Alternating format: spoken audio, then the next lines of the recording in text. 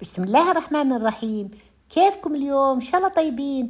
جايبت لكم اليوم أشهر طبق في العراق، في جنوب العراق، في البصرة وفي الزبير وفي الكويت منتشر، وشوية في الخليج. عندنا في المنطقة الشرقية أهل الدمام والجبيل يعملونه، وانتشر طبعا. كل الطبخات الحلوة اللذيذة لما تعجب الناس تنتشر، كل واحد ياخذ الطريقة ويعملها. هذه الطريقة القديمة، طريقة أهل الزبير القديمة، اللي ما فيها كزبرة ولا شبنت ولا شيء، والحشوة يحطون بس بصل وزبيب وبهارات، ما يحطون لحمة ولا يحطون شيء. بس أنا ضفت لحمة مفرومة شوية مع الحشوة. يعملونها المرقة فيها لحمة، يقولون اللحمة كافية، يعني ما يحتاج لحم في المرق ولحم جوا. بس أنا حطيت شوية لحمة برا ولحمة مفرومة، لأنه عندي ما يحبون اللحمة اللي برا، ما يأكلونها. الصوص طماطم ولحمة وبصل وخضار. حتى الخضار في ناس يعملون ما يحطون باذنجان، يحطون قرع وكوسة ومع الجزر. يعني كل عيلة تعرفون لها اختلافاتها. هذه طريقة جارتنا قديمة لذيذة مسبكة ما ينشبع منها. عجينة محشية وتنطبخ في المرق، يعني مثل الشيش برك مثلا عند الشوام، مثل إيش بعد شيش برك. يعني في طبخات كثيرة كذا عجينة تنطبخ وتتسقى بالمرقة.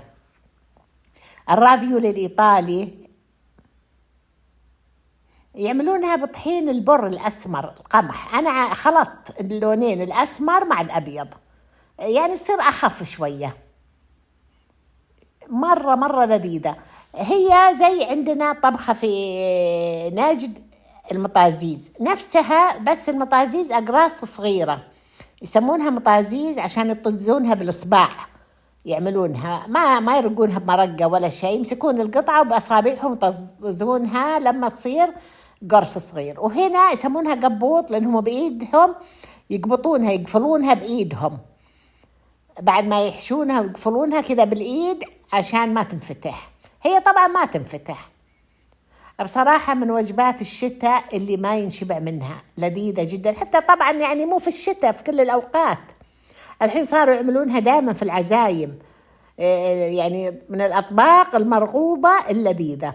هنا لما جينا نغرفها من القدر نكبها كب في الصحن بعد ما استوت، تبارك الرحمن تجنن. المقادير: لحمة مع عظم، بصل مفروم كثير البصل، طحين أبيض وأسمر مخلوطين، شوي تمر هندي، معجون طماطم مفرومة، جزر وباذنجان وبطاطس، فلفل أخضر فلفل أحمر وكمون، بهارات صحيحة، ورق غار وقرفة وليمون أسود ناعم وهيل وقرفة وبهارات مشكلة، كمون وكزبرة وبهارات صحيحة. كلها حنشوفها مع بعض وحتكون مكتوبة عندكم. هذا الطحين خلطت أنا طحين أبيض مع طحين أسمر. نحطه في وعاء، نحط له شوية ملح، ما نكثر لأنه بعدين المرق فيه ملح. نحط له رشة فلفل أسود ونحط له كركم، ملعقة صغيرة كركم. نخلطهم شوية بإيدنا يختلطون، وبعدين نضيف موية بالتدريج لما نحصل على عجينة مرة سهلة، يعني ما فيها لا زيت ولا بيض ولا شيء، فقط مع الموية بالتدريج عشان ما تصير بعدين لينة كثير. لما تصير عجينة لينة متماسكة نقدر نرقها طبعا.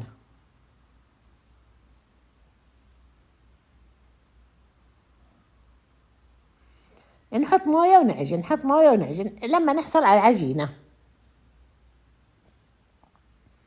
أكيد تقدرون تحطونها بالعجانة، بس أنا ليش أعمل بإيدي؟ عشان أقول في ناس ما عندهم ما يحتارون. صارت عندي العجينة شايفين لينة حلوة، نعجنها تمام، نغطيها شوية ترتاح لما نعمل باقي الخطوات. يعني ما يحتاج نص ساعة كذا، ما في مشكلة، ساعة إلا ربع. شايفين قوامها بعد ما تماسكت؟ لونها أصفر شوية من الكركم. غطيتها بصحن أنا، نخليها على جنب. الحين في قدر أديسون استخدمت، قدر ضغط عشان أسرع. نسخن زبدة وسمن أو سمن وزيت، نحط البصل، ما نحط البصل كله، نحط شوية بصلة واحدة نفرمها ونقليها لما تبتدي تحمر.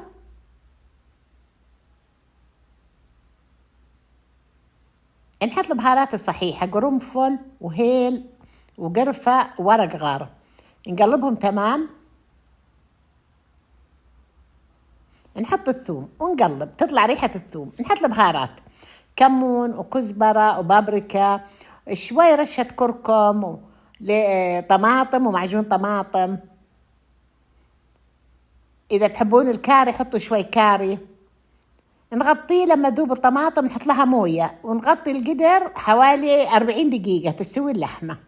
في هالوقت نحط البصل ني، نحط له قرفة، ليمون أسود، هيل، فلفل أحمر مجروش وملح. نحط الزبيب المنقوع، نقلبه تمام تمام. نحط الحين اللحمة المفرومة اللي قليتها لحالها مع بصلة ناشفة، ما حطيت لها بهارات لأن الحين حتشرب من البهارات اللي هنا. الحين أحط لها البهارات، قرفة وهيل وفلفل أسود، زتها. شايفين هذه الحشوة؟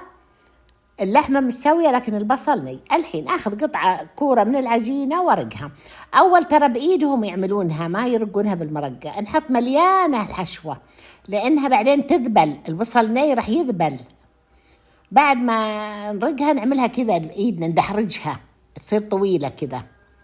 ونعمل واحدة ثانية. أهم شيء تكثرون الحشوة. الحشوة قلت لكم فيها زبيب وفيها لحمة مفرومة، ومثل ما قلت لكم اللي ما يبغى لحمة مفرومة ما يحط. الحين هذا عندي تمر الهندي وفلفل أخضر والليمون الأسود والخضار مقطعة. اللحمة تكون استوت خلاص تمام، استوت اللحمة. نحط الحين التمر الهندي مو كثير، 3 ملاعق. نحط الليمون الأسود. الليمون الأسود ما نحطه من أول، بعدين يصير المرقة فيها مرارة مع الخضار. لما نحط الخضار نحط الليمون الأسود 3 حبات أو 4. نخلي الخضار 10 دقائق تطبخ، بعدين نسقط الأقراص، مو الأقراص الطويل هذا العجين، نسقطهم تمام تمام. ما نكبهم كب دفعة واحدة يلصقون مع بعض، عشان كده واحدة واحدة نسقطها في المرقة، تكون المرقة قاعدة تغلي. شايفين؟ نستنى شوي ونحط دفعة ثانية، نستنى شوي نحط دفعة ثانية. نضبط طبعا الملح لأنه من أول ما حطينا في المرقة ملح. وما نكثر، ترى هذه مو شوربة، انتبهوا تكثرون الموية. هذا بعد ما تشرب العجينة الأقراص وتستوي يبقى شوي موية، بس مو يعني مرة كثير تصير شوربة. في ناس الباذنجان يقولونه نص قلي، بس هي الطريقة الأصلية ني، أنا خليته ني. بعد ما نتأكد إنه غلى تمام نسكر النار. أنا خليته في قدر أديسون نص ساعة وخلص استوى تبارك الرحمن، وشرب العجينة استوت تمام والخضار يعني وجبة كاملة مكملة تبارك الرحمن، اتجنن. هذا هي لما فتحناه طبعا في تحت حتلصق كم حبة وتتقطع من العجينة، ما في مشكلة. الحشو اللي فيها والبصل والبهارات راح يطعم المرقة زيادة بعد. هذا هو لما غرفناه يجنن. شايفين كم حبة تقطعت؟ وألف عافية. لا تنسون اللايك والشير والسبسكرايب. كل يوم تعالوا، كل يوم في طبخة حلوة. الله معاكم.